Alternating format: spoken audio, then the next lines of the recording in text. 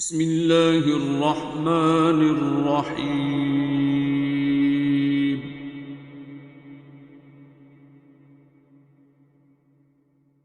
अर्रहमान। आप भी इनके साथ हैं। इन्हें माइक देना दूसरे ये वाले जो हैं। उन्होंने तो अपना शौक बता दिया, आपने तो इसी रास्ते पे आगे चलना है।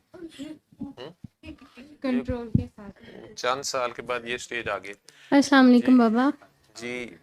आप, मेरा क्वेश्चन ये है, आप कहते हैं यहाँ पे लेकिन ना ये आए। चॉइस वाले नहीं है, ये तो फंसे हुए हैं बेचारे सैयदजादी। ये चॉइस से नहीं है, आप चॉइस से कह रही हैं। चॉइस से फुल टेस्ट होते हैं जी। हाँ जी पुत्र जी। बाबा आप कहते हैं ये तो यहाँ पे कहती है ना ले ले मेरे आए। से जिसमें ले ले।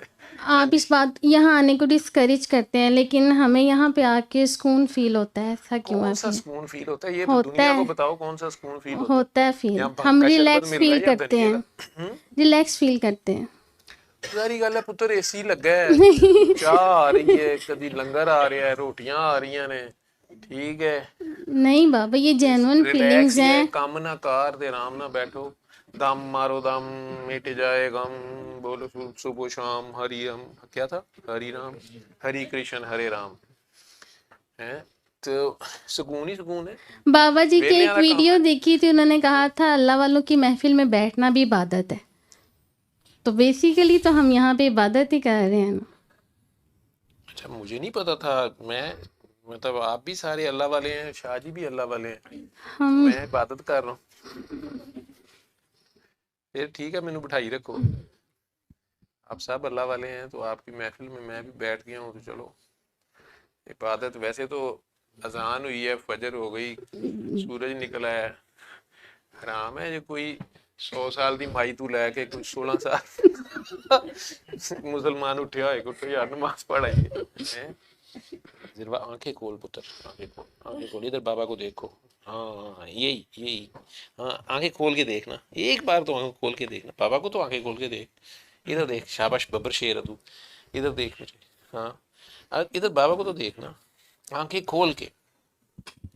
ना भी पसंद होना बाबे की शक्ल है जी मौके ते, जाली बाबे दी।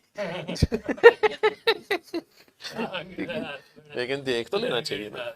हाँ देखना, कंपनी की मशहूरी के लिए या सारी दुकान खराब हो जानी है, डॉक्टर साहब अखा ते खिला नहीं सके कुछ भी। सारा लाइव जा, वो देखो शाह जी भी हंस रहे हैं, कह रहे हैं जाली बाबे के लिए आंखें खोल लो। वो देखो शाह जी भी आपको कितने प्यार से देख रहे हैं वो। शाबाश, आंखें खोलो, आंखें खोलो ना, आंखें खोल, आंखें खोल। हाँ आंखें खोल, आंखें खोल लो, आंखें खोल, आंखें खोल ले, आंखें खोल के इधर हमें देखो। चलो शाह जी को देख लो, मुझे नहीं देखना। कभी शाह जी ने इतना टाइम नहीं दिया, वो देख लो, सारे हमारे पास आके बैठे हुए उसे। आंखें खोल। हाँ आंखें तो खोलो ना पुत्र जी, आंखें खोलने की कोशिश कर, तो आंखें नहीं खोल रही। अच्छा जी पुत्र जी बाबा फिर। जब से आपसे कनेक्ट हुए हैं, मतलब सूर्य रहमान थेरेपी भी की है, वीडियोस भी, अब यही सिलसिला दिन रात टिकटॉक पे, इंस्टा पे वीडियोस ही आती हैं, यही देखते हैं। फिर उर्स शरीफ पे भी गए हैं, वहाँ पे भी ऐसे है कि मतलब रोना बंद ही नहीं हुआ। जब से मतलब 2 बजे आपने दुआ करवाई है, उधर से शाम मतलब घर आते थे 12-1 बजे तक ना, जब तक सोए नहीं हैं, रोना बंद नहीं हुआ। और फिर यहाँ पे भी आके ऐसे वीडियोस देखते हैं, फिर भी ऐसा क्यों है? मतलब हमारा तो ऐसा सिलसिला भी नहीं है। मुझे तो तो ये नहीं समझ आई कि ना सुकून है जिहदे च रोना नहीं बंद हो रहा नहीं है। क्यों वो रोना आ रहा। नहीं समझ आती। जब उधर भी गए हैं, उधर भी गर्दन 1 थक मिनट जाएगी, के लिए ऊपर तो भी नहीं करो ना, बंद हुआ। गर्दन में फिर दर्द शुरू हो जाएगी, गर्दन ऐसे सार ऊपर करो, ऐसे करके बैठो ना ऊपर को। ये बालों का तेरे क्या असर हुआ, बहुबिला बन गया सारा। हम्म।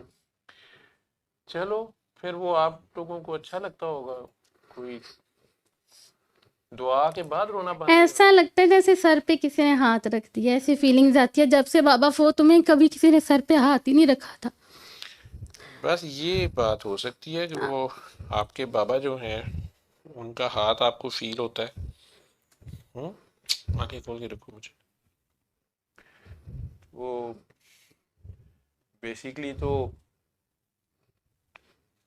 आप वो दुआ अल्लाह के साथ जब करते हैं, अल्लाह अल्लाह अल्लाह कहते हैं, वो आंख गीली हो जाती है, रोंगटे खड़े हो जाते हैं, खौफ सा आता है, दिल धड़क उठता है। ये तीनों हालतें जो हैं, इनमें से एक भी हो जाए तो ये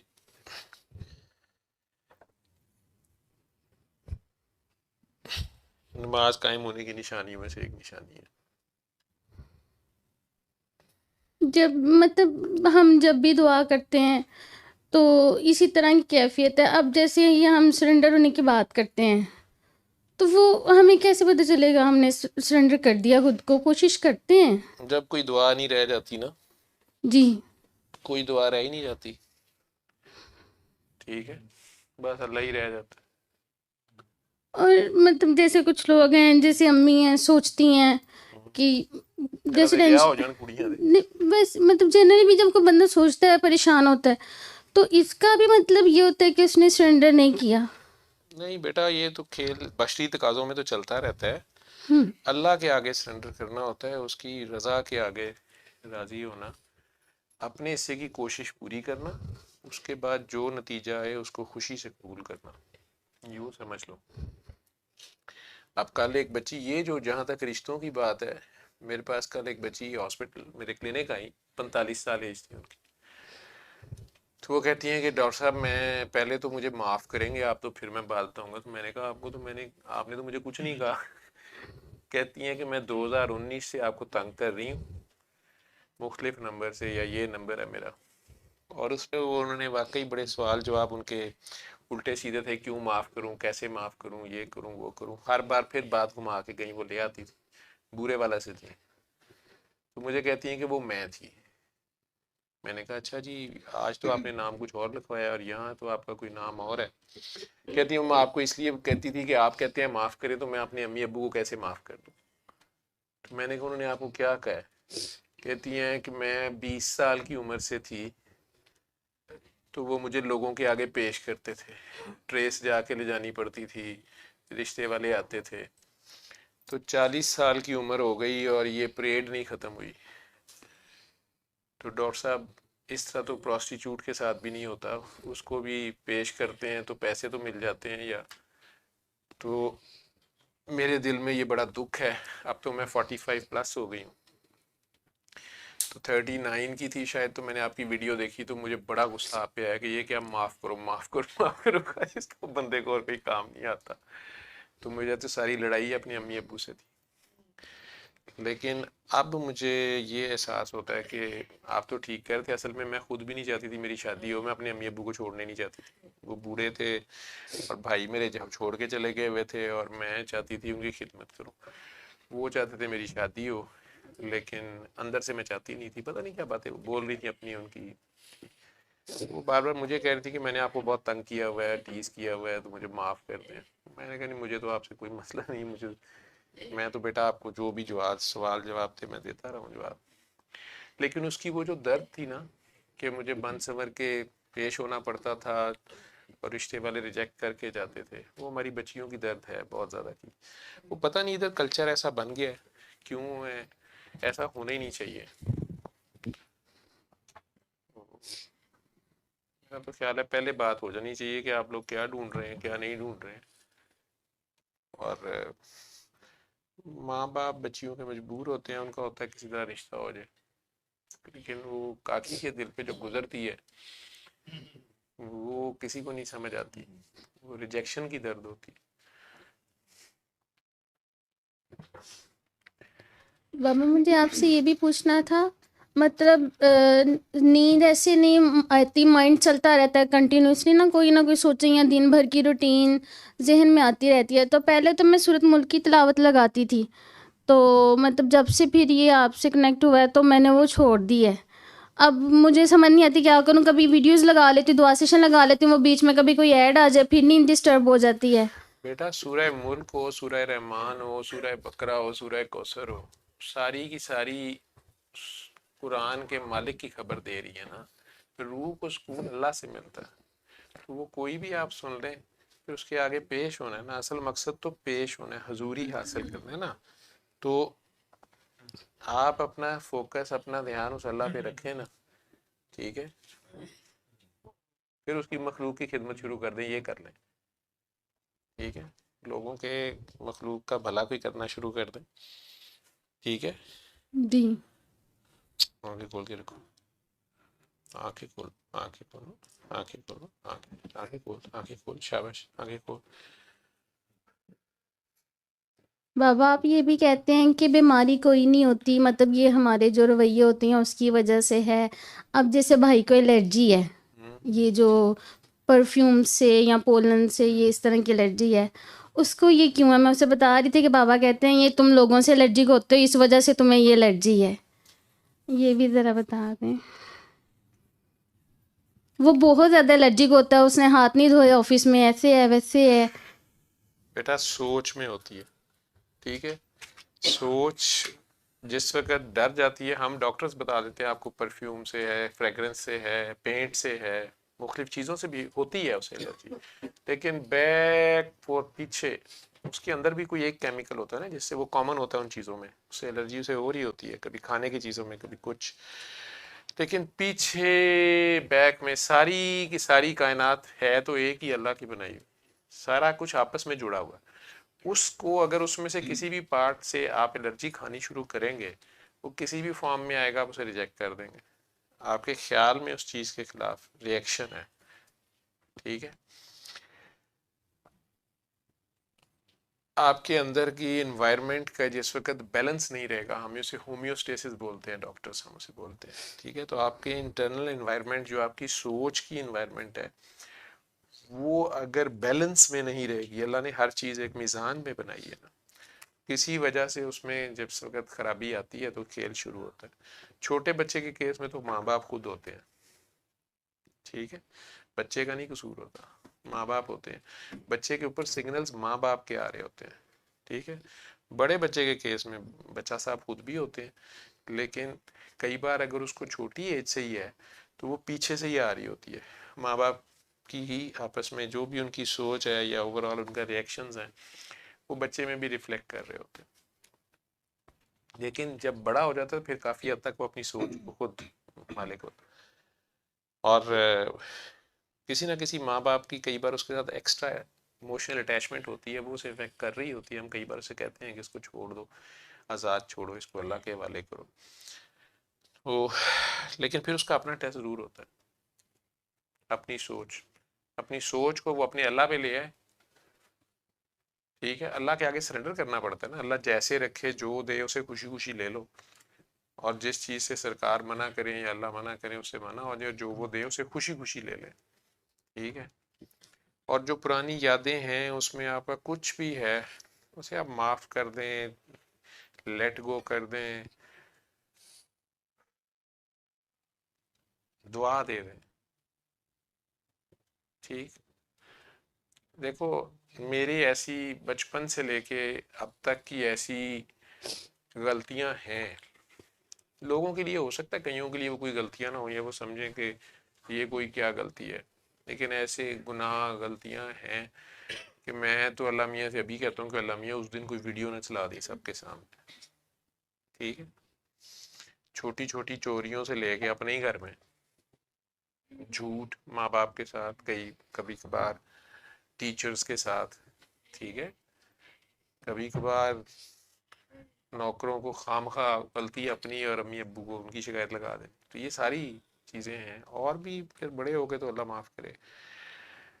तो हम नहीं चाहते कि अगर हम अपना अपना सिर्फ अपना सोचें तो हम कौन से दूध का धुले हैं, हमारा वो पर्दा रखता है और हम चाहते हैं वो माफ़ कर दे। तो इसी तरह अगर हम उसकी मखलूक को माफ़ कर दें, ठीक है, आखिर वो भी उसी ने बनाई है ना, और उसकी खातिर माफ़ कर दें। और जिस तरह हमारी शॉर्ट कमिंग्स हैं, वो शम्स कहता है ना कि हम दूसरों के गुनाह तो बहुत बड़ा हाईलाइट कर लेते हैं, लेकिन खुद हम भी जो हैं वो बाय चॉइस सिंस कर रहे होते हैं। कुछ गुनाह करने की हमारे में हिम्मत होती है, कुछ की नहीं होती। जो हम करते हैं उसके हमारे पास बड़े जवाज होते हैं, दूसरा कर जाए तो हम उसको माफ़ करने पर तैयार नहीं होते, ठीक है। जब हैं ही सारे कमज़ोर, फिर क्या गिला शिकवा, हम खुद ही गुनाहगार हैं, ठीक। तो उस अल्लाह पे अगर आपका फोकस रहे, उस अल्लाह की खातिर आप उसकी मखलूक को भी माफ़ कर दें, खुद को भी माफ़ कर दें। कई बार इंसान खुद को नहीं माफ़ कर रहा होता, कई बार अल्लाह को नहीं माफ़ कर रहा होता, यानी उसकी अपनी अल्लाह से लड़ाई चल रही होती है, ऐसे क्यों है वैसे क्यों है। अल्लाह ने तो अल्लाह से जंग लड़ाई होती है, ठीक है। तो फिर उसने अब अल्लाह से ही जंग करेगा तो अपना ही नुकसान करेगा। जब जंग छोड़ देता है तो सुकून आ जाता है, सरेंडर जिसे आप कह रहे हो, तो उसमें सुकून मिल जाता है। जब अल्लाह की गोदी में चढ़ के सारे हिसाब किताब से फारिग हो गए, तो अल्लाह मियाँ ने हमारे से हिसाब किताब लेके क्या करना है। वो तो खुद कह रहे हैं कि मैंने तुम्हें सजा दे के तकलीफें दे के मैंने क्या करना है, ये तुम लोग खुद ही करते हो। अल्लाह मियाँ कुरान करीम में कह रहे हैं आप लोग खुद ही हैं और आपस में हैं, और मैंने तुम लोगों को ये करके क्या करना है। लेकिन हो जाता है। अब आपने इतना सेंसिटिव टॉपिक छेड़ा, बीच में ऐसे लोग बैठे हैं वो थोड़े से बेहतर हुए थे, उन्हें तक चढ़ गई है दोबारा। बाबा मेरे हाथ पाँव सो जाते हैं। अब कोई भी चीज़ होती है तो ऐसा लगता है पता नहीं क्या गलती कर दी है, नहीं नहीं, या कोई गलती उसकी नहीं करती वजह है। से है, या ऐसा किसी के साथ गलत किया है। मेरे हाथ भी बहुत सोते हैं और पाँव भी, हाथ ज़्यादा सोते हैं। खाना पीना ठीक किया रखा करो ना, खाना पीना मेरा फास्ट ठीक है। फूड ना खाया करो, घर के खाने ठीक खाया नहीं करो, खाती। पानी पूरा पिया करो, और सब्जी के करीब थोड़ी देर चली जाया करो। बाबा मैंने आपसे एक और बात पूछनी है। मतलब हमारा किसी से क्लैश आके है, बोल। तो मैं मतलब अपने दिल में माफ़ी मांग रही हूँ, या मैं कह रही हूँ मैंने तो उसको माफ़ कर दी है, तो मेरा मैं उससे फिजिकली जाके माफ़ी मांगना ज़रूरी है? मतलब जिस तरह के हमारे लोग हैं, अगर हम किसी से सॉरी करते हैं वो आगे से और चढ़ाई कर देते हैं या इस तरह की बात करते हैं। आप पहले अल्लाह मियाँ से दिल में कहें कि अल्लाह मियाँ मैंने उसको माफ कर दिया, या जी। आपसे गलती, या उसने आपको माफ करना है। जैसे मतलब अब मैं स्कूल में किसी को लीक के साथ थोड़ी सी हो गई, तो मैं तो कहती हूँ मैंने उसे माफ़ कर दिया। मैं ये सोचती हूँ कि उसके दिल में मेरे लिए कोई बात ना हो। जब तो गलती उसने किया तो आप बस माफ कर दें, दिल से दुआ देना उसके लिए, कोई नेकी भी कर लें वो भी उसको भेज दें दिल से। अब मैं सोचती हूँ मैं उससे भी जाके सॉरी करूँ। नहीं, उससे आप क्यों सॉरी करें, अगर वो तो खामखा लोगों को फिरौन बनाई जाएंगी, अगर ये आप गलती मैं जी। उसकी है तो। हाँ, ये आप कर दें, आप किसी भूखे को खाना खिला के कहें अल्लाह मियाँ इसका सवाब भी उसको दे दें, हम्म। ठीक है। वो हो सकता है दूसरे दिन आके आपसे शर्मिंदगी से खुद माफी मांग ले कि बेटा मेरे से गलती हुई थी, ये मैंने, हो सकता है ऐसे, ठीक है। थैंक यू बाबा, जज़ाकल्लाह। खैर करे। अल्लाह करीम ने खुद कुरान करीम में कहा हुआ है कि अगर तुम माफ कर दो तो ये बेहतर है, और ये भी हो सकता है कि वो जो तुम्हारा दुश्मन था वो तुम्हारा दोस्त हो जाए, ठीक है। ऐसे भी कहा हुआ है, तरीके तो उन्होंने बड़े सिखाए हुए हमें, हम खुद ही नहीं चलना चाहते वो वाले। علم القرآن خلق الإنسان علمه البيان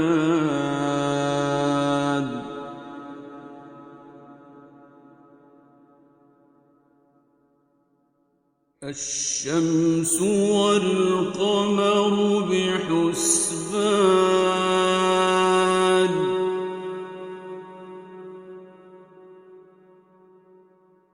والنجم والشجر يسجدان